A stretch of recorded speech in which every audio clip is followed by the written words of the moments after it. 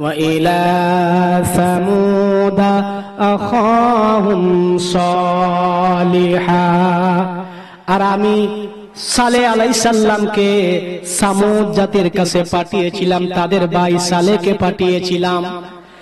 আল্লাহ পাক রব্বুল আলামিন বললেন, সালেহ আলাইহিস সালাম তাদের কাছে যাইয়া বললেন, ক্বালা ইয়া কওমি ইবুদুল্লাহা মা লাকুম মিন ইলাহিন গায়রু, আল্লাহর ইবাদত করো, আল্লাহ ছাড়া কোনো মাবুদ নাই।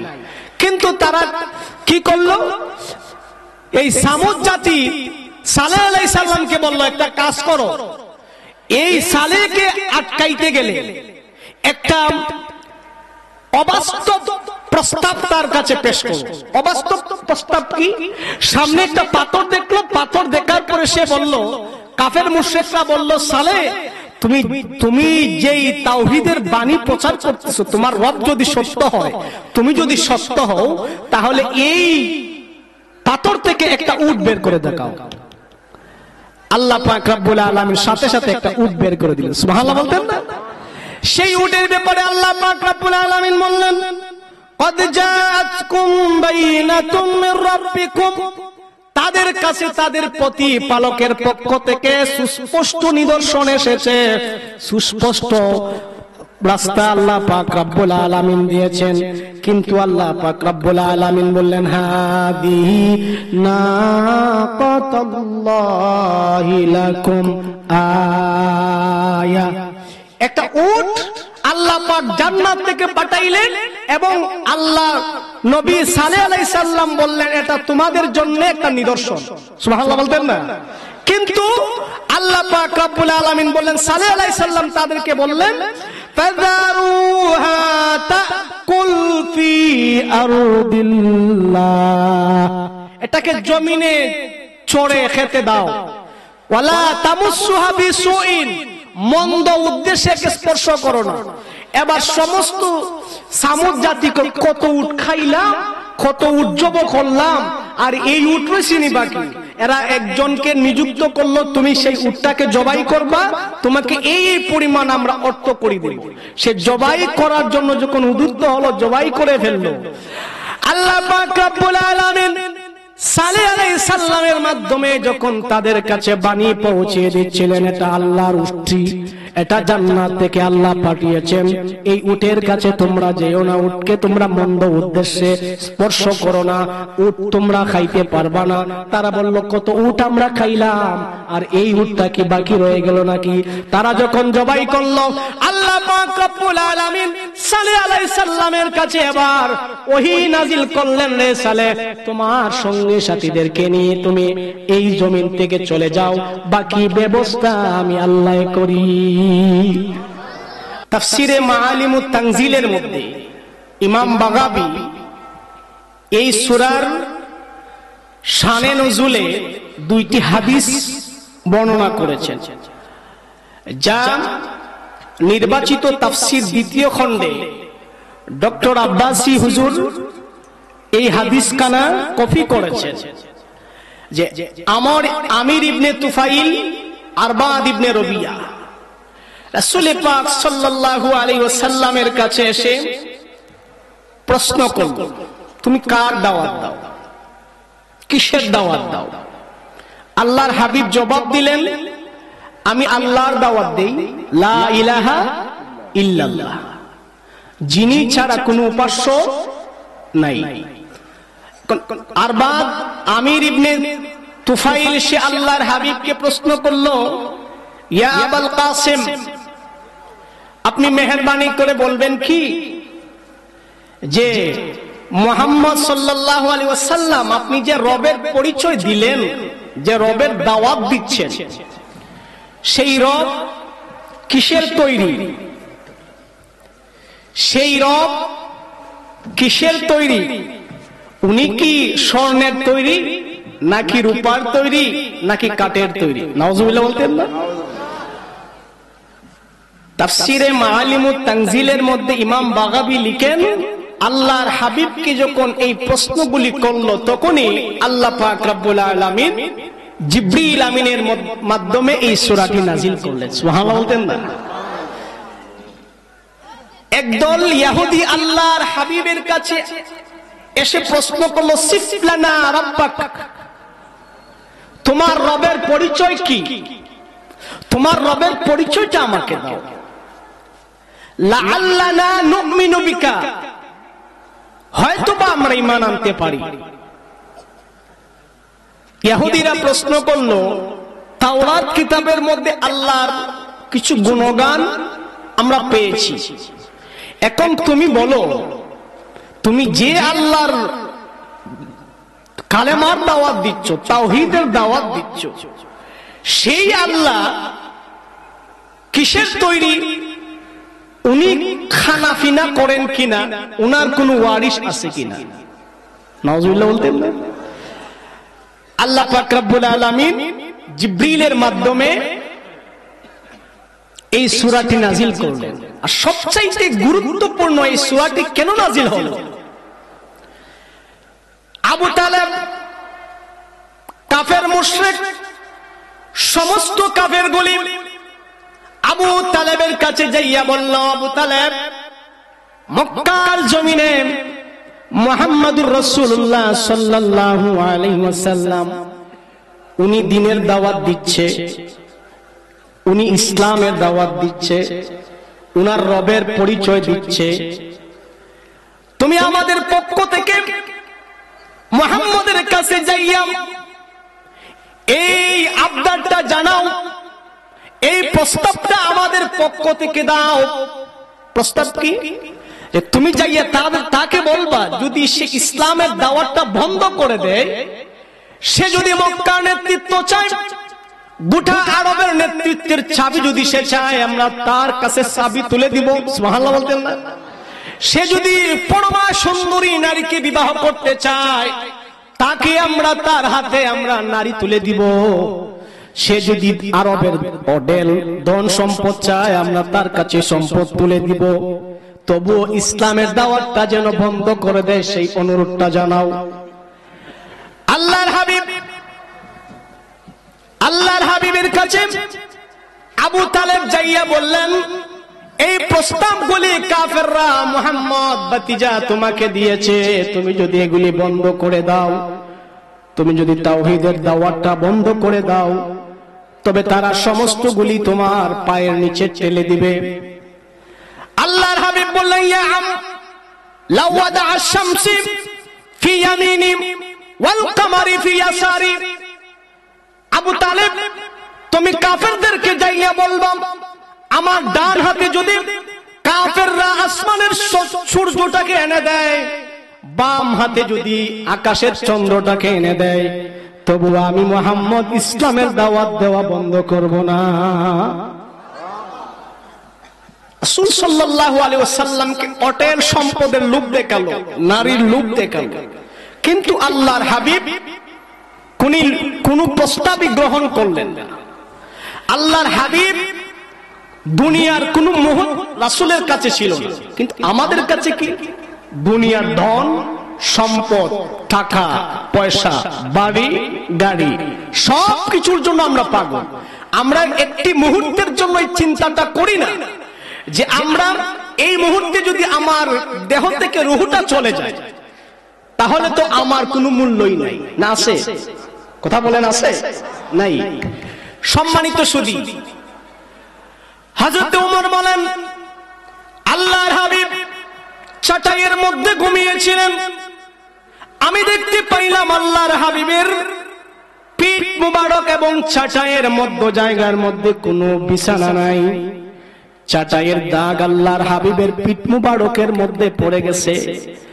আমি আল্লাহর হাবিবকে বললাম, ইয়া রাসূলুল্লাহ, ইয়া হাবিবাল্লাহ, কায়সার কায়সার কিসরা কায়সার ধন ভান্ডারে তো থাকতে আপনি এত কষ্ট করতেছেন। আল্লাহর নবী বললেন, রে ওমর, আমি দুনিয়ার জন্য পাগল না। তুমি কি চাও না তারা দুনিয়া পাক আর আমরা আখিরাতটাই পাই? সুবহানাল্লাহ বলতেন না? আব্দুল্লাহ ইবনে আব্বাস বললেন, আমি আল্লাহর হাবিবকে প্রস্তাব দিলাম, ইয়া রাসূলুল্লাহ, ইয়া হাবিবাল্লাহ, আপনি যদি আমাকে হুকুম দেন আমি একটা তোষকের ব্যবস্থা করে দিতে পারি কিনা, বিছানার ব্যবস্থা করে দিতে পারি কিনা। আল্লাহর নবী বললেন, এই মুসাফির, এই দুনিয়াটা হচ্ছে মুসাফিরি, এই দুনিয়াটা হচ্ছে একজন সফরকারী একটা গাছের নিচে, ছায়ার নিচে আশ্রয় নিল, আবার কিছুক্ষণ পরে তার গন্তব্যের দিকে চলে গেল। অর্থাৎ আমরা যারা আছি, রাসূল এটাই বোঝাতে চাচ্ছেন যে দুনিয়ার ধন সম্পদ যা কিছু আছে কিছুই চিরস্থায়ী না, সব ক্ষণস্থায়ী। আমাদেরকে মুসাফিরির হালতে, মুসাফিরির জিন্দেগি শেষ করে কবরের দিকে যাইতে হবে, হাসরের দিকে যাইতে হবে। অতএব দুনিয়ার প্রয়োজন আছে, দুনিয়া আপনি বাদ দিতে পারবেন না, কিন্তু দুনিয়া যতটুকু প্রয়োজন ততটুকু আপনাকে গ্রহণ করতে হবে। হযরত আলী বলছেন, দুনিয়াকে তুমি 3টা তালাক দাও। কেন 3 তালাক দিবেন কেন? আল্লাহর হাবিবের সাহাবী হযরত আলী বলছেন, এই জন্য দিবা, দুনিয়া হচ্ছে নষ্ট চরিত্রা মহিলার মতো, তোমার কাছ থেকে নিতে নিতে নিতে নিতে যখন আর কিছুই থাকবে না, দুনিয়া তোমাকে পিস দিবে, তখন তুমি জাহান্নামের উপযুক্ত হয়ে যাইবা। কেন? যে একজন মহিলা, দুশ্চরিত্রা মহিলা একটি টাকাওয়ালা যুবককে আকৃষ্ট করার পরে সে যেইভাবে তার কাছ থেকে টাকা খাইতে খাইতে তার পকেটটা শূন্য করে ফেলে, সেইভাবে দুনিয়া তোমাকে শূন্য করে ছেড়ে দিবে। এই জন্য দুনিয়ার মুখে পড়ো না, দুনিয়ার লোভ লালসায় তুমি পড়ো না। সম্মানিত হাজির, সূরা ইখলাস, ইখলাসের ফজিলতের মধ্যে আসছে, রাসূল সাল্লাল্লাহু আলাইহি সাল্লামের এক সাহাবী, উনি দেখতেছেন এক ব্যক্তি বারবার সূরা ইখলাস তেলাওয়াত করতেছে, এবং সূরা ইখলাস তেলাওয়াত করার কারণে তার কাছে সেটা গুরুত্বপূর্ণ হলো না। সে মনে করলো সে কেন এই ছোট্ট একটি সূরা বারবার তেলাওয়াত করে, কারণ কি? আল্লাহর হাবিবের কাছে যাইয়া আবদার জানাইলেন, ইয়া রাসূলুল্লাহ, ইয়া হাবিবাল্লাহ, দয়াল নবীজি, সে সূরা ইখলাস বারংবার তেলাওয়াত করতেছেন। আল্লাহর হাবিব বললেন, এই সূরা ইখলাস হচ্ছে কোরআনের 1/3 অংশ। সুবহানাল্লাহ বলতেন না? এখন 1/3 অংশ বলতে কি বুঝলেন? 3 ভাগের 1 ভাগ, 3 ভাগের 1 ভাগ। কেন? সারা কোরআন শরীফে আল্লাহ 3 ধরনের আলোচনা করছেন। 1 নম্বর আলোচনা হচ্ছে আল্লাহর জাত এবং সিফতের আলোচনা কোরআনে করছেন। আল্লাহ আহকামে শরীয়তের বিধিবিধান কোরআনে আলোচনা করছেন। আল্লাহ পাক রব্বুল আলামিন পূর্ববর্তীদের কিসাসের ঘটনা আল্লাহ কোরআনে নাযিল আলোচনা করছেন। এখন এই সূরাটা কেন 3 ভাগের 1 ভাগ হইল? 3 ভাগের 1 ভাগ হওয়ার কারণ হচ্ছে সূরা ইখলাসের মধ্যে আল্লাহ পাক আল্লাহর জাত এবং সিফতের কথা আলোচনা করছেন। সুবহানাল্লাহ বলতেন না? এই জন্য এদিক থেকে 3 ভাগের 1 ভাগ। আল্লাহর হাবিব বলছেন, অন্য হাদিসে আসছে আল্লাহর হাবিব বলেছেন, যদি কেউ সূরা ইখলাস শরীফ একবার তেলাওয়াত করে আল্লাহ পাক রব্বুল আলামিন তার আমলনামার মধ্যে 10 পারা কোরআনুল কারীমের খতমের সওয়াব দিবেন। 2 বার করবেন 20 পারা কোরআনের খতম, 3 বার পড়বেন 30 পারা কোরআন পড়লে যে সওয়াব, সূরা ইখলাস শরীফ 3 বার তেলাওয়াত করলে আল্লাহ পাক সেই আমলনামা আপনার আমলনামায় দিয়ে দিবেন। সুবহানাল্লাহ বলতেন না? সম্মানিত সুধী, এই সূরা ইখলাসের গুরুত্ব আলোচনা করতে যে ফজিলতের মধ্যে আসছে, হাদিসের মধ্যে আসছে, আল্লাহর হাবিব একজন সাহাবীকে মুজাহিদ দলের প্রধান করে পাঠিয়েছিলেন। হযরত আয়েশা সিদ্দিকা থেকে হাদিস বর্ণিত। আয়েশা সিদ্দিকা বললেন, আল্লাহর হাবিব একজন মুজাহিদ দলের প্রধান করে এক সাহাবীকে পাঠাইলেন জিহাদের ময়দানে। উনি ওই দলের ইমামতি করলেন, নামাজ পড়াচ্ছেন। উনি প্রত্যেক রাকাতে সূরা ইখলাস দিয়ে নামাজ রাকাত শেষ করেন। এখন সাহাবীরা আল্লাহ হাবিবের কাছে আসলো, ইয়া রাসূলুল্লাহ, উনাকে আপনি আমাদের ইমাম বানিয়ে দিলেন, জিহাদের প্রধান বানিয়ে দিলেন, কিন্তু উনি তো বারংবার সূরা ইখলাস শরীফ তেলাওয়াত করে, উনি কেন বারংবার এই সূরা ইখলাস শরীফ তেলাওয়াত করে? আল্লাহর হাবিব বললেন, আমাকে জিজ্ঞেস করছো কেন? তাই সেই কথাটা তাকে জিজ্ঞেস করো না কেন, কিসের জন্য সে বারংবার সে সূরা ইখলাস শরীফ তেলাওয়াত করে, কারণ কি? কারণটা তাকে জিজ্ঞেস করো। সাহাবায়ে কেরাম সকলে মিলে উনাকে জিজ্ঞেস করলেন, উনি জবাব দিলেন, এই সূরার ভিতরে আল্লাহ পাক রব্বুল আলামিন ওনার সিফাতের আলোচনা করেছেন, তাওহীদের আলোচনা করেছেন, সেই জন্য আমি সেই সূরাটাকে এত ভালোবাসি। সুবহানাল্লাহ বলেন। সাহাবায়ে কেরাম আল্লাহর হাবিবের কাছে যাইয়ে বলেন, ইয়া রাসূলুল্লাহ এই ঘটনা। আল্লাহর হাবিব বলেন, তাকে জানাইয়া দাও সে এই সূরাকে ভালোবাসার কারণে আল্লাহ তাকে ভালোবাসতেন। সুবহানাল্লাহ বলেন। কুবা মসজিদে আনাস বিন মালিক বলেন, জৈনক আনসার ব্যক্তি, সম্ভ্রান্ত একজন ব্যক্তি তাকে ইমাম বানাইলেন। কুবা মসজিদের সমস্ত সাহাবায়ে কেরাম মিলে উনি উনার কওমের মধ্যে সবচেয়ে সম্মানিত ব্যক্তি। তাকে যখন ইমাম বানাইলেন, উনি কি করেন, প্রত্যেক রাকাতে অন্য সূরা মিলানোর পরে, আলহামদুর সাথে ধরেন অন্য সূরা মিলানোর পরে আবার সূরা ইখলাস তেলাওয়াত করেন। তো তারা সকলে মিলে উনাকে ধরলেন যে আপনি হয় সূরা ইখলাস দিয়ে নামাজ পড়ান, আপনার কাছে মনে হচ্ছে যে আপনি যে সূরাটি তিলাওয়াত করতেছেন সেই সূরাটি যথেষ্ট নয়, যেহেতু আপনি একটি সূরা বাদ দিয়ে দেন, আপনি বারংবার সূরা ইখলাস পড়তেছেন, তাহলে তো বোঝা গেল আপনার কাছে সেই তেলাওয়াতটা পরিপূর্ণ হচ্ছে না। উনি বললেন, আমি নামাজের ইমামতি, আমার যদি সূরা ইখলাস যদি তোমাদের পছন্দ হয় আমাকে ইমামতি রাখতে পারো, না হয় আমাকে বিদায় দিতে পারো। কিন্তু উনারা তো উনাকে বাদ দিবেন না। কারণ কি? কারণ হচ্ছে যে উনি আনসারদের মধ্যে সবচাইতে সম্মানিত ব্যক্তি, সেজন্য উনাকে তারা বাদ দিবেন না। আল্লাহর হাবিব সাহাবীকে প্রশ্ন করলেন, রে সাহাবী, তুমি কিসের জন্য বারংবার অন্য সূরা তেলাওয়াত করার পরেও সূরা ইখলাস কেন তেলাওয়াত করতেছো, কারণ কি? সাহাবী জবাব দিলেন, ইয়া রাসূলুল্লাহ, ইয়া হাবিবাল্লাহ, আমি বারংবার সূরা ইখলাস তেলাওয়াতের অর্থ হচ্ছে কারণ এই সূরাকে আমি ভালোবাসি। সুবহানাল্লাহ বলেন। আল্লাহর হাবিব জবাব দিলেন, কিসের জন্য আপনি ভালোবাসেন? ভালোবাসার একটাই মাত্র কারণ, কারণটা হচ্ছে এই সূরার মধ্যে আল্লাহ তাওহীদের আলোচনা করেছেন। সুবহানাল্লাহ বলেন। আল্লাহর জাতের আলোচনা করেছেন। ইন্নী উহিব্বুহা, আমি এই সূরাটাকে ভালোবাসি। আল্লাহর হাবিব বললেন, তোমার এই ভালোবাসা আদখালাহুল জান্নাহ, তোমাকে জান্নাতে পৌঁছে দিবে। সুবহানাল্লাহ বলেন।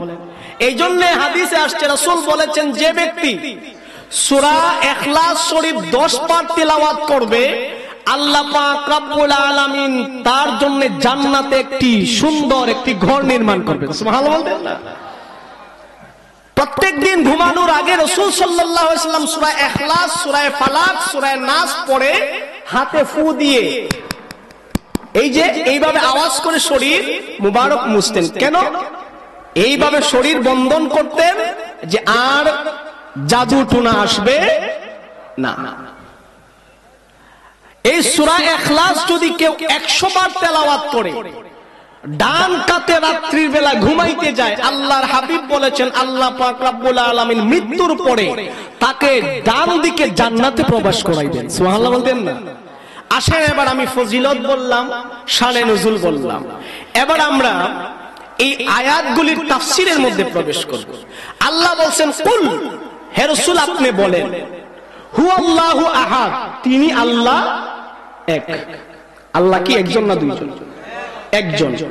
এখন প্রশ্ন হচ্ছে, আল্লাহ তো নিজেই বলতে পারতেন হুয়াল্লাহু আহাদ, ঠিক না? কিন্তু আল্লাহ কেন আল্লাহর নবীকে বললেন, হে রাসূল আপনি বলুন কুল হুয়াল্লাহু আহাদ। আদম থেকে ঈসা রুহুল্লাহ পর্যন্ত প্রত্যেক নবী আল্লাহকে না দেখে আল্লাহর তাওহীদের বাণী প্রচার করছেন। সুবহানাল্লাহ বলতেন না?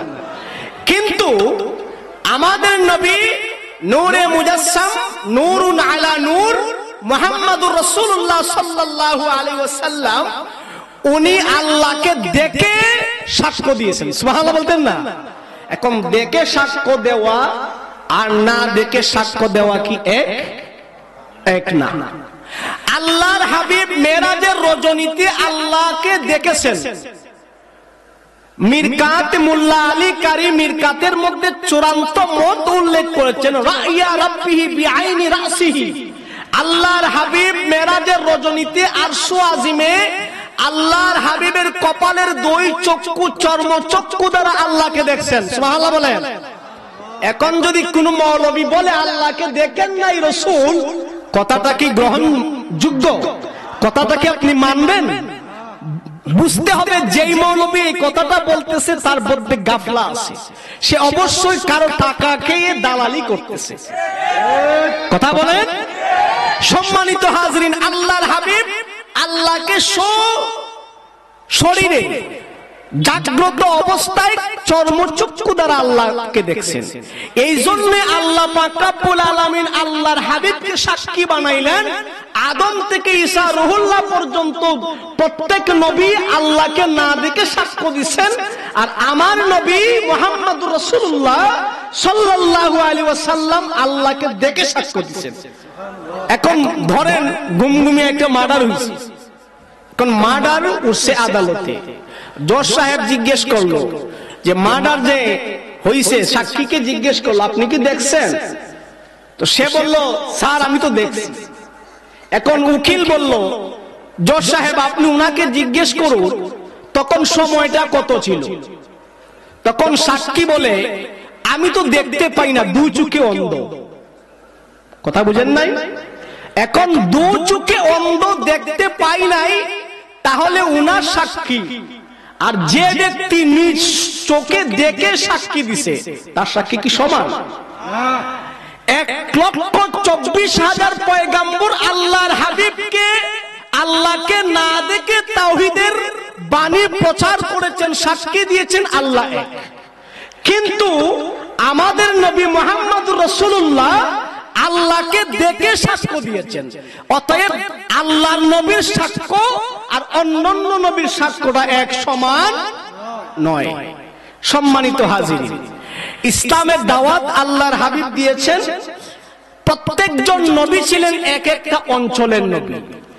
সেই অঞ্চলের নবী হিসাবে আল্লাহ পাক রব্বুল আলামিন প্রত্যেকজন নবীকে দায়িত্ব দিয়েছেন যে তারা তাওহীদের বাণী প্রচার করবে। কিন্তু আল্লাহর হাবিব সাল্লাল্লাহু আলাইহি ওয়াসাল্লাম উনি তাওহীদের বাণী দিয়ে দাওয়াত দিয়েছেন।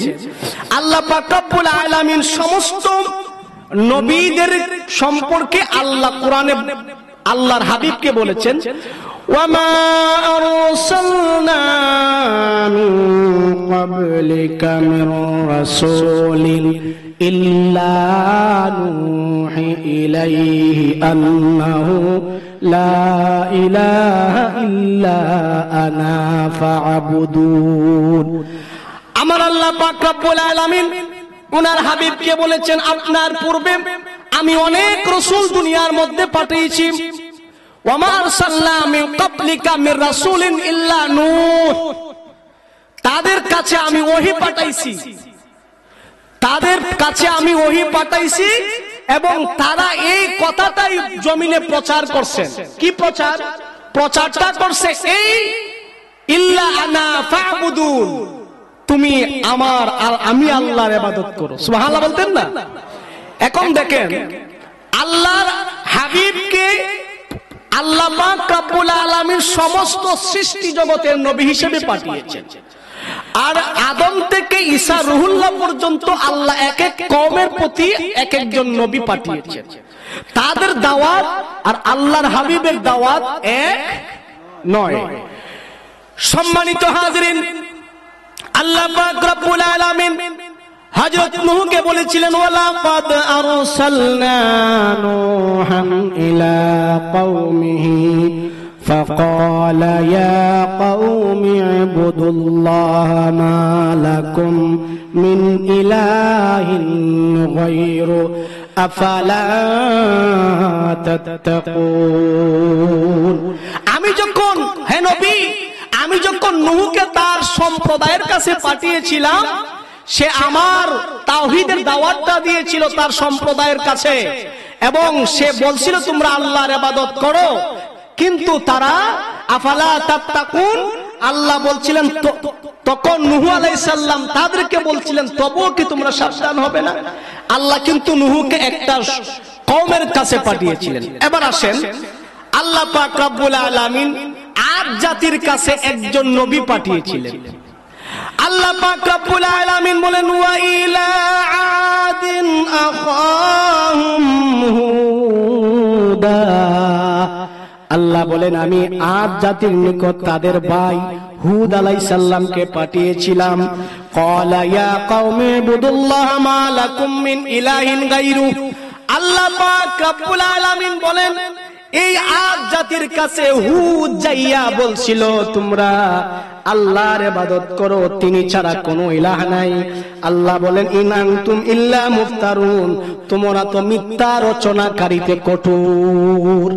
এখন আসেন, আমরা সমাজে আল্লাহ পাক রব্বুল আলামিন এমন কোন জাতি নাই আমাদের পূর্বে তারা কাইফা ফাআলা রাব্বুকা বিআদ ইরামা যাতিল ইমাদ আল্লাতী লাম ইউখলাক মিসলুহা ফিল বিলাদ। আল্লাহ বললেন হাবিব আলাম তারা কাইফা ফাআলা রাব্বুকা বিআদ, আপনি কি দেখেন নাই, আপনি কি দেখেন নাই আপনার রব আদ জাতির সাথে কেমন আচরণটাই না করেছিলেন। আদ জাতি কারা? যারা আদ ছিল তাদের ঊর্ধ্বতন পুরুষের নাম, তাদেরকে আবার ইরাম ও বলা হয়। তারা ছিল হযরতে নূহ আলাইহিস সালামের ছেলে শামের বংশধর। ঈসা আলাইহিস সালামের 2000 বছর আগে তারা আসছিল। তাদের মধ্যে সবচাইতে দৈর্ঘ্য লম্বা উঁচু ব্যক্তি একজন ছিল 400 গজ লম্বা। কত গজ বলছি আমরা? কয় গজ? 3 ফুট 4 ফুট, এর চেয়ে বেশি হই আমরা। 5 ফুট 5.5 ফুট কোন রকম, কিন্তু অধিকাংশ মানুষই আমরা কি একেবারে খাটো। তাফসিরে জালালাইনের মধ্যে আসছে এর মধ্যে কিছু কিছু লোক ছিল 18 ফুট লম্বা, কিছু লোক ছিল 30 গজের মতো। আমরা খাই হটকান, আমার কথা যদি হই না আপনারা তো আমার খানি জানেন 1 সিমটি। আর আদ জাতির এক একজনের খানির পরিমাণ, তারা প্রত্যেক দিন এক একজনে একটা উট বক্ষণ করতে পারে। এখন কি বলে এই রকম জাতি আর আমরা উম্মতের জাতি কি এক? এই জাতির কাছে আল্লাহ পাক রব্বুল আলামিন হযরত হুদকে পাঠিয়েছিলেন। হুদ আলাইহিস সালাম উনি যখন তাওহীদের বাণী প্রচার করছিলেন, লা ইলাহা ইল্লাল্লাহ কুল হুয়াল্লাহু আহাদ, আল্লাহ এক, আল্লাহর কোনো শরীক নাই, আল্লাহ ছাড়া কোনো মাবুদ নাই। তারা হুদ আলাইহিস সালামের সাথে তারা তর্কে লিপ্ত হলো, শিরিক বেদাত কাজে। তারা যখন শিরিকি কাজে, মূর্তি পূজার কাজে যখন তারা উস্তাদ হয়ে গেল, তারা হুদকে বলল হুদ তুমি কোন আযাব এনে দেখাও, তাহলে তোমার কথা আমরা বিশ্বাস করব। হুদ আলাইহিস সালাম আল্লাহর কাছে এবার হাত তুলে মুনাজাত করলেন, ইয়া রাব্বুল আলামিন মেহেরবানি করে আপনি একটা আযাব পাঠিয়ে দেন। আল্লাহ পাক রব্বুল আলামিন একাধারে 3 বছর বৃষ্টি বন্ধ করলেন। কয় বছর? কথা বলেন কয় বছর? এখন 3 বছর যদি গুমগুমে বৃষ্টি না হয় ভাত খাইবানি? কথা কইতা না, দান হইবনি? হইতো নাই। এবার কাফেরদের একটা স্বভাব ছিল, আল্লাহ বিশ্বাস করুক আর নাই করুক, তারা যদি কোনো কিছু প্রার্থনা করত, খানায় কাবার গেলাপের মধ্যে ধরে তারা খানায় কাবার মালিকের কাছে চাইতো। আর যখন খানায় কাবার মালিকের কাছে চাইতো তখন খানায় কাবার মালিক তা দিয়ে দিতেন। এবার সমস্ত কাফের মুশরিকরা ফাইল নামক এক ব্যক্তি, তার নেতৃত্বে 70 জন কাফেলা দিয়ে মক্কা নগরের মধ্যে পাঠাইলো। ফাইল এবার 70 জন কাফেলা নিয়ে খানায় কাবার চাদর ধরে যখন বৃষ্টি চাইল, তখন তাফসিরে জালালাইনের মধ্যে আসছে আল্লাহ পাক রব্বুল আলামিন 3টা মেঘখণ্ড তার আসমানের মধ্যে দেখাইলেন। কয়টা? কালো, লাল, হলুদ। এবার ফাইল মনে করলো যত খালা হয় ততই মেঘ হয়। আমরা দেখবা যখন আসমানের মধ্যে খুব কালো করে আস করে তখন কিন্তু মেঘ, আমরা ভাবি যে মেঘ বেশি হবে, তুফান হবে, বৃষ্টি হবে। হ্যাঁ, ফাইল বললাম এবার আসমান থেকে আওয়াজ আসতেছে, রে ফাইল তুমি 3টি মেঘখণ্ড থেকে একটি মেঘখণ্ডকে পছন্দ করো। যেই মেঘখণ্ডটাকে পছন্দ করবা সেই মেঘখণ্ড দ্বারা তোমার জাতির উপরে বৃষ্টি দেওয়া হবে। আসমান থেকে এই গায়েবী আওয়াজ আসলে ফাইল এবার বেশি মেঘের আশায় এবার কালো মেঘখণ্ডটাকে যখন চয়েস করলো, পছন্দ করলো, পছন্দ করার পরে এবার দেখা গেল ফাইল বলতেছে আমি কালো মেঘখণ্ডটাকে নির্বাচন করলাম। আল্লাহ পাক রব্বুল আলামিন হুদকে বললেন, হুদ মক্কার জমিন ছেড়ে তোমার সঙ্গী সাথী ইমানদার যারা আছে সমস্ত মানুষগুলিকে নিয়ে তুমি এখান থেকে সরে যাও, আকাব নামক স্থান থেকে তোমরা চলে যাও, আমি বাকি ব্যবস্থা আমি আল্লাহ করতেছি। সুবহানাল্লাহ বলতেন না? এবার মেহেদী নামে একজন মহিলা হুদ জাতির কাছে চিৎকার দিয়ে বলতেছে, রে জাতি হুদ সাবধান হয়ে যাও। হুদ যে ধর্মের কথা বলতেছে, যে কালেমার কথা দাওয়াত দিচ্ছে, তার কালেমাটাকে মেনে নাও, না হয় আমি দেখতেছি আগুনের লেলিহান তোমাদের উপরে আসতেছে। সুবহানাল্লাহ। এই কথা বলতে দেরি আল্লাহ পাক রব্বুল আলামিন এমন ঝড় তুফান দিলেন, একাধারে 7 রাত 8 দিন এক ঝড়ে একটা পশু পাখি পর্যন্ত আজ জাতির কেউ ছিল না। সুবহানাল্লাহ। এই চিহ্নটা, এই অবস্থানটা, এই ব্যবস্থাটা আল্লাহ পাক রব্বুল আলামিন আমেরিকার লস অ্যাঞ্জেলে দিয়েছে। সুবহানাল্লাহ বলতেন না? অতএব জুলুম করবা, শাসনের নামে জুলুম করবা, জুলুম যতই করো আল্লাহ ছাড় দেয় কিন্তু ছেড়ে দেয় না। একটু জিকির করুন, লা ইলাহা ইল্লাল্লাহ, লা ইলাহা ইল্লাল্লাহ, লা ইলাহা লা ইলাহা লা ইলাহা সুবহানাল্লাহ ওয়ালহামদুলিল্লাহ লা ইলাহা ইল্লাল্লাহ লা ইলাহা ইল্লাল্লাহ লা ইলাহা ইল্লাল্লাহ সুবহানাল্লাহ ওয়ালহামদু লা ইলাহা ইল্লাল্লাহ লা ইলাহা ইল্লাল্লাহ।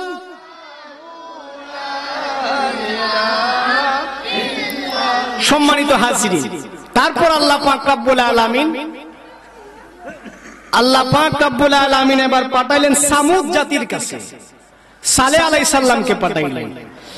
আল্লাহ পাক রব্বুল আলামিন সালেহ আলাইহিস সালামকে পাঠাইলেন, সেই কথাটা কুরআনুল কারীমের মধ্যে আল্লাহ পাক রব্বুল আলামিন বলেছেন, ওয়া ইলা সামুদা আখাহুম সালিহা।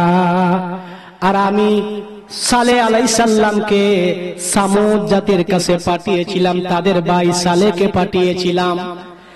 আল্লাহ পাক রব্বুল আলামিন বললেন, সালেহ আলাইহিস সালাম তাদের কাছে যাইয়া বললেন, ক্বালা ইয়া কওমি ইবুদুল্লাহ মা লাকুম মিন ইলাহিন গায়রু। আল্লাহর ইবাদত করো, আল্লাহ ছাড়া কোনো মাবুদ নাই। কিন্তু তারা কি করলো? এই সামুদ জাতি সালেহ আলাইহিস সালামকে বলল, একটা কাজ করো, এই সালেহকে আটকাইতে গেলে একটা অবাস্তব প্রস্তাব তার কাছে পেশ করো। অবাস্তব প্রস্তাব কি? সামনে একটা পাথর দেখলো, পাথর দেখার পরে সে বলল, কাফের মুশরিকরা বলল, সালেহ তুমি যেই তাওহীদের বাণী প্রচার করতেছো, তোমার রব যদি সত্য হয়, তুমি যদি সত্য হও, তাহলে এই পাথর থেকে একটা উট বের করে দেখাও। আল্লাহ পাক রব্বুল আলামিন সাথে সাথে একটা উট বের করে দিলেন। সুবহানাল্লাহ বলতেন না?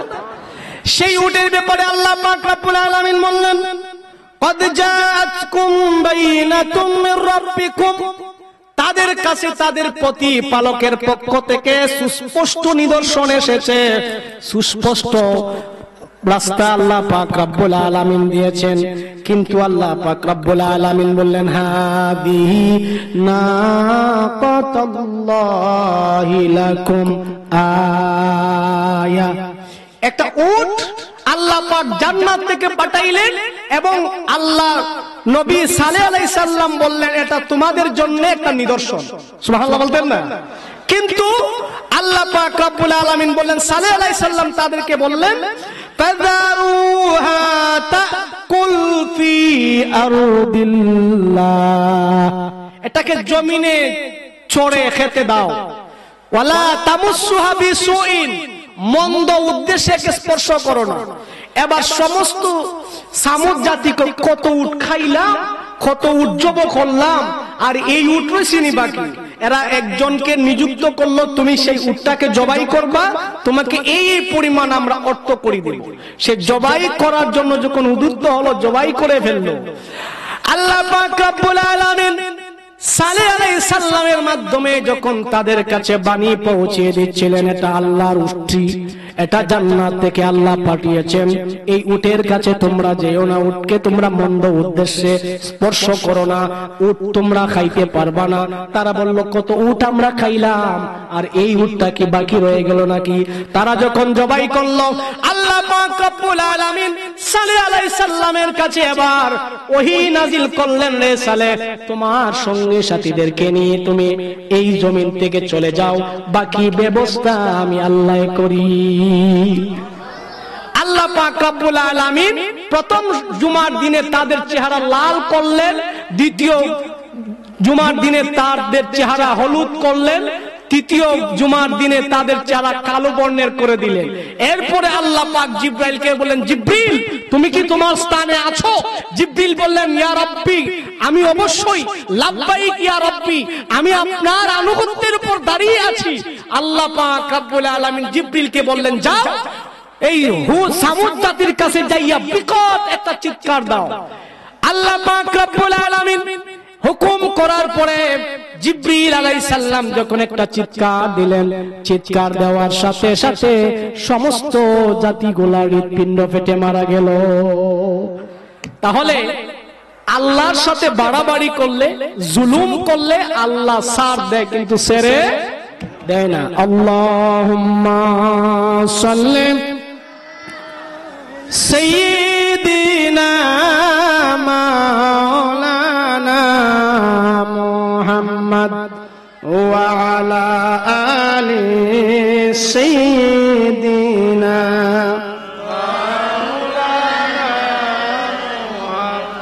নবী আমার পরশগমনি, নবী আমার জানের জান, নবীজি ছাড়া বাঁচে না রে এই আশিকের প্রাণ। আল্লাহুম্মা সাল্লি মাওলানা মুহাম্মদ ওয়া আলা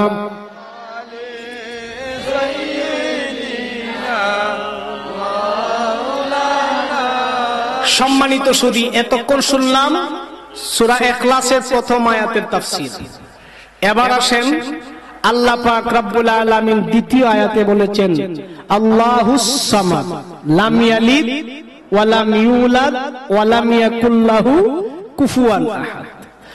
এখন সামাদ এমন স্রষ্টা যিনি কারো মুখাপেক্ষী নন, যিনি কারো উপর নির্ভরশীল নন, বরং সমস্ত সৃষ্টি উনার প্রতি নির্ভরশীল, উনার প্রতি মুখাপেক্ষী। সুবহানাল্লাহ বলতেন না?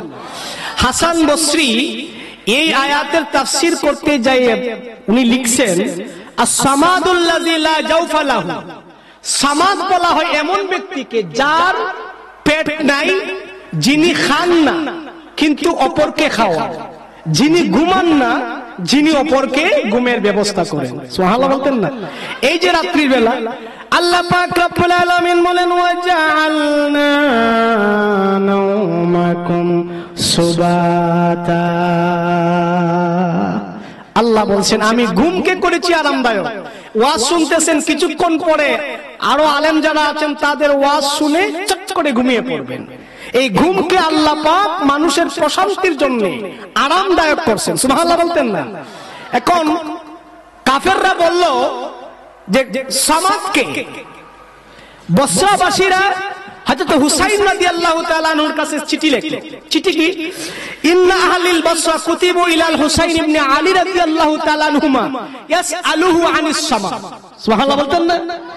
বসরাবাসীদের মধ্যে বড় বড় বিজ্ঞ আলেম ছিলেন, কিন্তু তারপরেও তারা সামাদ শব্দের ব্যাখ্যার জন্য তারা হযরত হুসাইন রাদিয়াল্লাহু তাআলা আনহুর কাছে চিঠি লিখলেন যে হুসাইন, আপনি আমাদেরকে মেহেরবানি করে বলেন সামাদ কি। সুবহানাল্লাহ বলতেন না? সম্মানিত হাজিরিন, হযরত হুসাইন লিখলেন ফাকতুব বিসমিল্লাহির রাহমানির রাহিম আম্মা বা'দ ফালা তাখুদু ফিল কুরআন। হুসাইন লিখলেন, পর কথা হলো বিসমিল্লাহির রহমানির রহিম, পরম করুণাময় আল্লাহর নামে শুরু করছি। উনি লিখলেন আম্মা বা'দ, পরবর্তী কথা হচ্ছে যে তোমরা কোরআনকে নিয়ে বিতর্ক করো না, কোরআন নিয়ে তোমরা ঝগড়া করো না। ওয়ালা তুজাদিলু ফীহি ওয়ালা তাতাকাল্লামু ফীহি, নিজেদের মধ্যে তর্ক বিতর্ক করে ঝগড়া সৃষ্টি করো না। এবং উনি বললেন ফীহি বিগাইরি ইলমিন, এবং ইলম ছাড়া, ইলম নাই যার, সে যেন কোরআনের তাফসীর করে না। সুবহানাল্লাহ বলতেন না? এই কথাটা কার? হয় নাই? হুসাইন। কার? এখন হুসাইন বলছেন, গভীর মনোযোগ, পয়েন্টের মধ্যে একটু মনোযোগ দেন। হুসাইন বলছেন বিনা ইলমে কোরআনের তাফসীর করো না। এখন কোরআনের তাফসীর না করার জন্য বলছেন ইলম ছাড়া। আমরা মাইকের সামনে যারা আপনারা দাওয়াত দেন, অধিকাংশ মৌলবী যাদেরকে দাওয়াত দেন 8 পাস, 10 পাস, 6 পাস, 7 ক্লাস আছে না নাই? এরা সুর বালা আর ওয়াজের মাঠটারে, ওয়াজের মঞ্চটারে তারা বিনোদনের একটা ক্ষেত্র বানিয়ে ফেলছে। কথা বলেন, আমি কি ঠিক বলছি? এখন এই সমস্ত বক্তাদের জন্য ওয়াজ করা যায় আসেনি? কথা বলেন না কেন? আসেনি? জায়েজ নাই। যারা সিয়াসিত্তার কিতাব বুঝে না, তাফসীর বুঝে না, তাদের জন্য আলোচনা করা, ওয়াজ করা জায়েজ নাই। আর ওই সমস্ত বক্তারাই যাদের জন্য জায়েজ নাই, তাদেরকেই দাওয়াত দিয়া 50,000 দেন। মিয়া দেন না? এমনও বক্তা আছে কিচ্ছা কাইতে কাইতে 3 ঘন্টা নিতে পারে, কোরআনের তাফসীর দেন, হে আধা ঘন্টার ভিতরে 42 বার হইব হেই শুনছেন না? এ পারি বেটা, পারি বেটা, আইতাছে না, আইতাছে না, আছে না না? এখন আমার একটা গল্প মনে হচ্ছে, কইলি দামি কাঁঠাল গাছের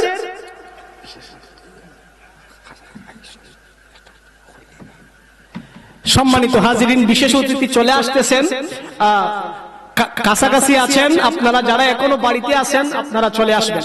আচ্ছা, এখন শুনেন, কাঁঠাল গাছের মধ্যে, কাঁঠাল গাছ হাতি সুর দিয়া তার ডালটাকে ধরে পাতা খাচ্ছে। আর ছাগলের ধর্ম কি? দুইটা ঠ্যাং দেয়া এইভাবে ধরে কি করে কাঁঠাল পাতা খায়। এখন হাতি খাচ্ছে, ছাগলও ধরে খাইতেছে। এখন ছাগল যখন খাইতেছে, হাতির খাওয়া শেষ, হাতি সুর দিছে ছাইরা, এবার আপনার ছাগল যে ধরছিল ঢালো, ডাল সহ উঠছে। এখন সে উপরে উঠার পরে ছাগল কয়, ভাই তুই আমার নামা। হাতি কয়, তোর খাস তো দই উপরে উঠতে খাওয়া না, দইরে খাওয়া না, তোর খাওয়া হইল নিচে বললে খাইতে, তুই কেন দইরা খাইতে? আমরা সমাজে এমন কিছু বক্তা, এমন কিছু তক্তা বের হইছে, যারা এমন কিছু আওয়াম মানুষ আছে যারা ফতোয়া দেয়, যারা কোরআনের জ্ঞান নিম্ন পরিমাণেরও নাই, হাদিসের জ্ঞান নাই, এরা দেখবা বড় বড় হাদিস দিলায়। আছে না নাই? মুসল্লির মধ্যে এমন মুসল্লি আছে না, ভাই ইমাম সাহেব তুমি কি তা জানো, আমি তো তা জানি, কথা কইতা না। এই জন্য এখানে অ্যাক্সিডেন্টটা হবে তেমন, হাতিয়ার ছাগলের হইছে যেমন। এই জন্য আলেমের কাজ আওয়াম নিতে পারবে না, আওয়ামের কাজ আলেম নিতে পারবে না। সৎ কাজের আদেশ, অসৎ কাজের নিষেধ 3 শ্রেণীর লোকে করবে। এক, সরকার করবে হাতের দ্বারা, আলেম করবে মুখের দ্বারা, অর্থাৎ বুঝাইবে, উপদেশ দিবে, ভালো নসিহত দিবে।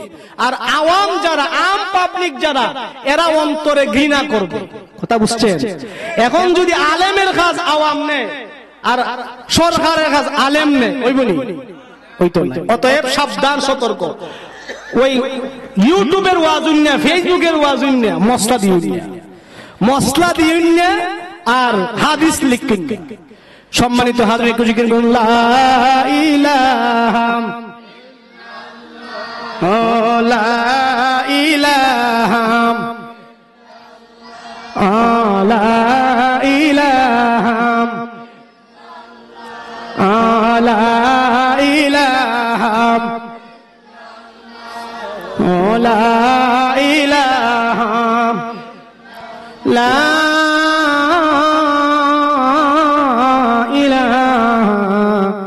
ইল্লাল্লাহু মুহাম্মাদুর রাসূলুল্লাহ সাল্লাল্লাহু আলাইহি ওয়াসাল্লাম। এবার আসেন, হুসাইন বললেন ফাকাদ সামিতু জাদ্দি রাসূলুল্লাহ সাল্লাল্লাহু আলাইহি ওয়াসাল্লাম, আমি আমার দাদা রাসূল সাল্লাল্লাহু আলাইহি ওয়াসাল্লাম থেকে শুনেছি, উনি বলেছেন মান ক্বালা ফিল কুরআনি বিগাইরি ইলমিন ফালইয়াতাবাওয়াহু মাকআদাহু মিনান নার, যে ব্যক্তি ইলম ছাড়া কোরআনের ব্যাখ্যা করে, কোরআনের তাফসীর করে, সে যেন তার ঠিকানাটা জাহান্নামে করে নেয়। কি বললেন? বিনা ইলমে কোরআনের তাফসীর করা যাবে না। তার কাছে মাসালা জিজ্ঞেস করা যাবে না। যিনি ফকিহ, যিনি কিতাব বুঝেন, যিনি ফিকহের কিতাব বুঝেন, উনার কাছে যাইতে হবে। মেস্তুরের কাছে গিয়া আপনি মশলা চাইলে ওই তো নাই। কথা বুঝেন নাই? যার কাছে যাওয়ার তার কাছে যাইতে। এখন আসে হুসাইন রাদিয়াল্লাহু তাআলা বলেন, আমি আল্লাহর হাবিবকে বলতে শুনেছি, উনি বলছেন, যে ব্যক্তি ইলম ছাড়া, জ্ঞান ছাড়া কোরআনের তাফসীর করে, তার ঠিকানা যেন সে জাহান্নামে করে। নাউজুবিল্লাহ বলতেন না? সম্মানিত শুধু এবার হুসাইন বললেন, as-সামাদ শব্দের ব্যাখ্যা আমি হুসাইন করার প্রয়োজন পড়ে না। এই সামাদ শব্দের ব্যাখ্যা আন্নাহু সুবহানাহু তাআলা ফাসসারাহু, আল্লাহ পাক রব্বুল আলামিন নিজেই পরের আয়াতে সামাদ শব্দের তাফসীর করেছে। তাফসীরটা কি? আল্লাহ বলেছেন, লাম ইয়ালিদ ওয়া লাম ইউলাদ ওয়া লাম ইয়াকুল লাহু কুফুয়ান আহাদ। সুবহানাল্লাহ বলতেন না? আল্লাহ বলছেন, উনি কারো কাছ থেকে জন্ম নেননি, কাউকে জন্ম দেননি, উনার সমকক্ষ কেউ নাই। সুবহানাল্লাহ বলেন। এখন as-সামাদ শব্দের ব্যাখ্যা ইমাম হুসাইন দিলেন, যে এই শব্দটার ব্যাখ্যা আল্লাহ নিজেই দিয়েছেন, যে উনি কারো কাছ থেকে জন্ম নেন নাই, কাউকে জন্ম দেনও নাই, উনি খান না, উনি ঘুমান না। একবার মুসা আলাইহিস সালামের মনে জাগলো, নবীদের মুখে কথা প্রকাশ করেন না, উনাদের স্বভাব হচ্ছে, বৈশিষ্ট্য হচ্ছে, উনাদের অন্তরে প্রশ্ন জাগে কিন্তু মুখ দ্বারা করেন না। মুসা নবীর অন্তরে জাগলো, আমার বুঝে আসে না, আল্লাহ না ঘুমাইয়া থাকে।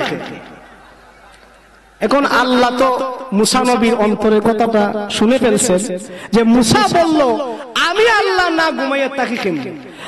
আল্লাহ পাক রব্বুল আলামিন সূরা বাকারার ভিতরে আল্লাহ পাক রব্বুল আলামিন 3 পারার মধ্যে বলেছেন, আয়াতুল কুরসির মধ্যে বলেছেন, লা তাখুযুহু সিনাতুন ওয়ালা নাওম। আল্লাহর কোনো ঘুম নাই, তন্দ্রা নাই। ঘুম 3 প্রকার। কয় প্রকার বলছি? 3 প্রকার। একটা হচ্ছে যখন মাথায় আসে, যখন মাথায় আসে তখন মানুষ ঠিক নেই, আর যখন চোখে আসে তখন মানুষ করে না। এবার আসেন 3 নাম্বার ঘুম হচ্ছে কলব। যখন মানুষের কলবের মধ্যে ঘুম চলে আসে তখন দুনিয়ার কিছু আর বলতে পারে না, চিৎপটাং। এখন মুসা নবীর অন্তরে যাচ্ছে, আল্লাহ না ঘুমাইয়া থাকে কি করে? আল্লাহ পাক রব্বুল আলামিন জিবরিলকে বললেন, জিবরিল দেরি করা ঠিক হবে না, আমার নবী মুসার অন্তরে জেগেছে, আমি আল্লাহ না ঘুমাইয়া থাকি কিভাবে? তুমি 2টা কাঁচের গ্লাস নিয়ে যাও, পানি ভর্তি করে 2টা গ্লাস নিয়ে যাও। সেই 2টা গ্লাস মুসার কাছে যাইয়া দিয়ে তার হাতের মধ্যে দিবা। জিবরিল আলাইহিস সালাম এবার যখন মুসার কাছে আসলেন, মুসার কাছে আসার পরে এবার মুসা নবীকে বললেন, এই 2টা গ্লাস নিয়ে দাঁড়াইয়া থাকবেন, যতক্ষণ না আমি আবার পুনরায় আমি ফিরে আসব ততক্ষণ পর্যন্ত এই জায়গা থেকে 1 ইঞ্চি পরিমাণ নড়া যাবে না। সুবহানাল্লাহ বলে। জিবরাইল বললেন, আমি না আসার আগ পর্যন্ত আপনি আর এখান থেকে সরতে পারবেন? পরীক্ষাটা কঠিন না সহজ? খুব কঠিন। এবার মুসা নবী 2টা গ্লাস হাতে নিয়ে দাঁড়িয়েছেন। দাঁড়ানোর পরে ঘন্টার পর ঘন্টা চলে যাচ্ছে, জিবরিল আসতেছেন না। এবার চোখের মধ্যে ঘুম আসলো। চোখের মধ্যে ঘুম আসার পরে মুসা নবী যখন এইভাবে দিলেন, 2টা গ্লাস তাস করে ভেঙে গেল। আল্লাহ কয়, জিবরাইল আর দেরি করা যাবে না, যাও মুসার কাছে যাও আর তার প্রশ্নের জবাবটা দিয়ে দাও। সুবহানাল্লাহ বলতেন না? মুসা নবীর কাছে এবার জিবরিল আসলেন। মুসা নবীকে বললেন, নবী আপনার অন্তরের মধ্যে জেগেছে, আল্লাহ না ঘুমাইয়া থাকে কেমনে? দেখেন, 1টা গ্লাস 2টা গ্লাস যদি আপনি ঘুমের কারণে 2টা গ্লাস ভেঙে গেছে, আপনি অনেকক্ষণ দাঁড়িয়ে থাকার পরে আপনার চোখের মধ্যে তন্দ্রা আসছে, ঘুম চলে আসছে, আপনার ঘুমের কারণে 2টা গ্লাস ভেঙে গেছে। আমার আল্লাহ পাক রব্বুল আলামিন যদি রে মুসা ঘুমিয়ে থাকেন, আসমান জমিন লৌহ কলম আরশ মুআল্লা যা কিছু আছে সব কিছুর মধ্যে আল্লাহ পাক রব্বুল আলামিন নিয়ন্ত্রণ করতেছেন। আল্লাহ যদি ঘুমান, আল্লাহ যদি ঘুমিয়ে থাকেন, তাহলে জমিনটাই তো ধ্বংস হয়ে যাবে। সুবহানাল্লাহ বলবেন না? তাহলে লা তাখুযুহু সিনাতুন ওয়ালা নাওম। আল্লাহর আল্লাহ উনি রব, যার ঘুম নাই, যিনি অন্যকে ঘুমের ব্যবস্থা করেন। জিনার পেট নাই কিন্তু খানার ব্যবস্থা আল্লাহ করেন। ওয়ামান ইয়াত্তাকিল্লাহ ইয়াজআল লাহু মাখরাজা ওয়া ইয়ারযুকুহু মিন হাইসু লা ইয়াহতাসিব। আল্লাহ বললেন যে আমি আল্লাহর উপরে পরিপূর্ণভাবে তাওয়াক্কুল রাখে, তার বিপদ থেকে উত্তরণের রাস্তা আমি আল্লাহ করে দেই। সুবহানাল্লাহ বলতেন না?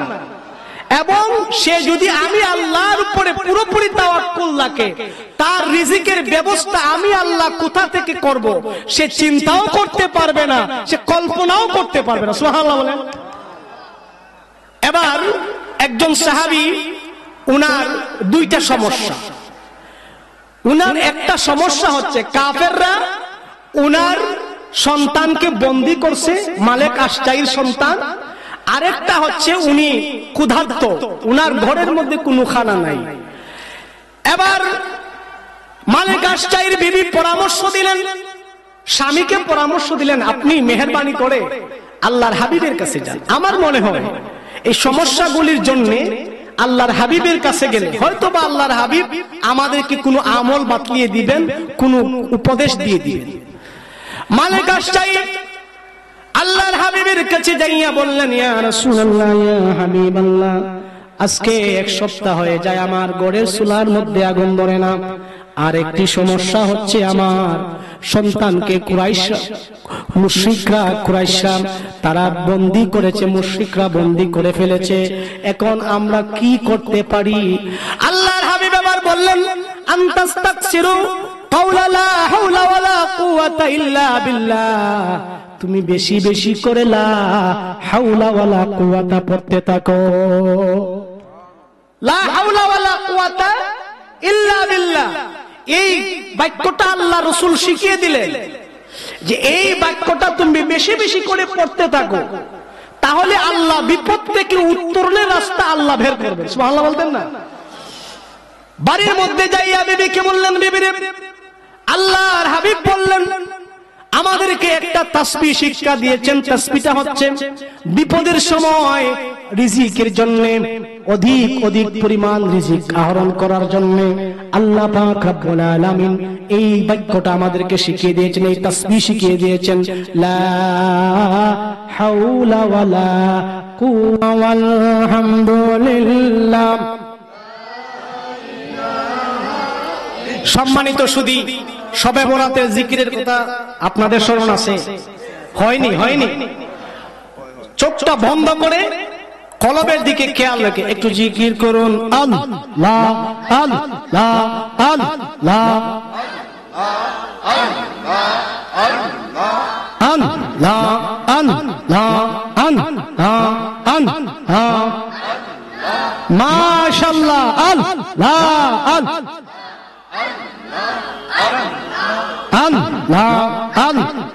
বাবা মাথাটা নিচু করেন আর জুড়ে পড়েন, আল্লাহ আল্লাহ আল্লাহ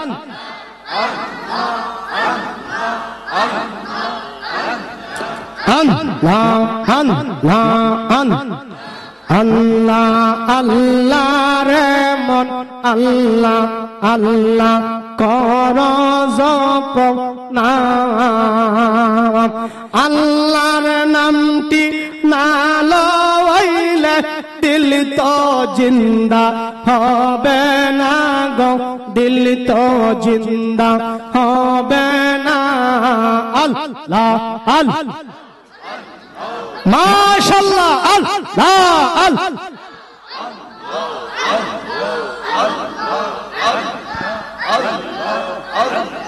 কামেল পীরের দামন দৌড় কলবে খেয়াল কর, আল্লাহ আল্লাহ জিকির কর, কলব হবে ও জালা গো, কলব হবে ও জালা। আল্লাহ আল্লাহ আল্লাহ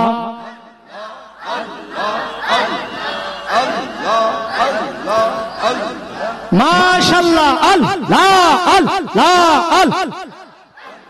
এই যুবক জবান খুলেন, আল্লাহ আল্লাহ আল্লাহ। পাক পাঞ্জাতন রে দয়াল, পাক পাঞ্জাতন ও দয়াল, পাক পাঞ্জাতন আল্লাহ আল্লাহ। পাঞ্জাতনের নাম জপিয়া, পাঞ্জাতনের নাম জপিয়া আমরার হবে নিমরণ ও দয়াল, পাক পাঞ্জাতন আল্লাহ আল্লাহ মাশাআল্লাহ আল্লাহ আল্লাহ।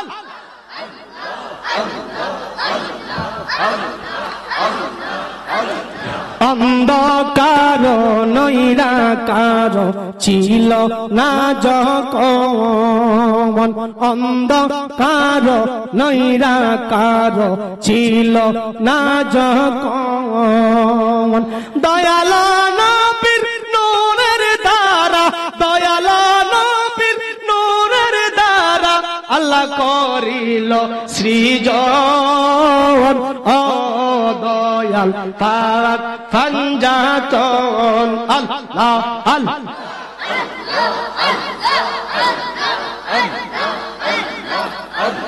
মাশাআল্লাহ আল্লাহ আল্লাহ।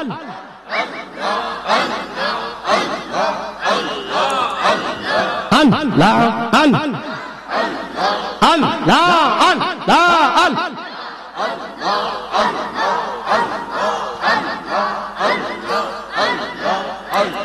মা ফাতেমা হযরত আলী ইমাম দোনো জন, মা ফাতেমা হযরত আলী ইমাম দোনো জন। দয়াল নবী সঙ্গে নিয়া, দয়াল নবীর সঙ্গে নিয়া পাঁচ তনে এক জন। ও দয়াল পাক ফাঞ্জাতন। আল্লাহ আল্লাহ আল্লাহ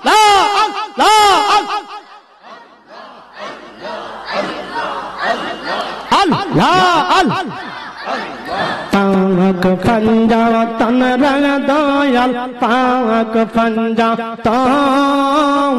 ও দয়াল পাক ফাঞ্জাতন। আল্লাহ আল্লাহ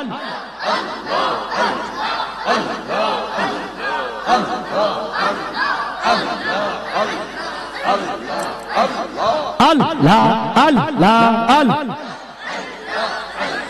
লা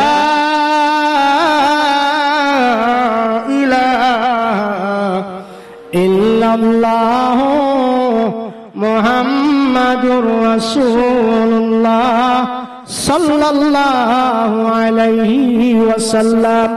লা ইলাহা ইল্লাল্লাহ লা ইলাহা লা ইলাহা ইল্লাল্লাহ লা ইলাহা লা ইলাহা লা ইলাহা লা ইলাহা ইল্লাল্লাহ। হাসবি রব্বি জাল্লাল্লাহ মা ফি কলবি গায়রুল্লাহ নূর মুহাম্মদ লা ইলাহা ইল্লাল্লাহ সুবহানাল্লাহ ওয়াল হামদু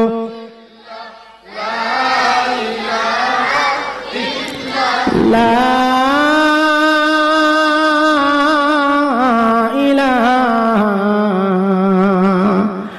ইল্লাল্লাহ মুহাম্মাদুর রাসূলুল্লাহ সাল্লাল্লাহু আলাইহি ওয়াসাল্লাম। সম্মানিত হাজিরিন, এটা রজবের চাঁদ, সামনে শাবান। ফাশিনু মিনাশ শারফি ওয়াল আইনু মিনাল উলুবি ওয়াল বাই মিনাল বিররি ওয়ান নুনি মিনান নূর। এই শাবান শব্দের মধ্যে পাঁচটা হরফ। কয়টা হরফ বলছি? পাঁচটা। শিন মানে শরফ, মর্যাদার মাস। এ মাসে ইবাদত অর্জনের মাধ্যমে আল্লাহর কাছে মর্যাদা অর্জন করার মাস। ফাশিনু মিনাশ শারফি ওয়াল আইনু মিনাল উলুবি, এটা উন্নত মর্যাদার মাস। এই শাবানের চাঁদে যারা ইবাদত বন্দেগী করবে তাদের জন্য আল্লাহ পাক উন্নত মর্যাদা সমাসীনে আসন করবেন। সুবহানাল্লাহ। এবং ওয়াল আইনু মিনাল উলুবি ওয়াল বাই মিনাল বিররি, এই মাসে বিররি দ্বারা বান্দা আল্লাহর ভালোবাসা এবং আল্লাহর ভালোবাসার এবং বান্দাকে আল্লাহ ভালোবাসার মাস শাবান মাস। সুবহানাল্লাহ বলতেন না? ওয়ান নুনি মিনান নূর, আর এই শাবান মাসে আল্লাহ পাক রব্বুল আলামিনের ইবাদত বন্দেগীর মাধ্যমে অন্তরে নূর ধারণ করা যায়। সুবহানাল্লাহ বলে।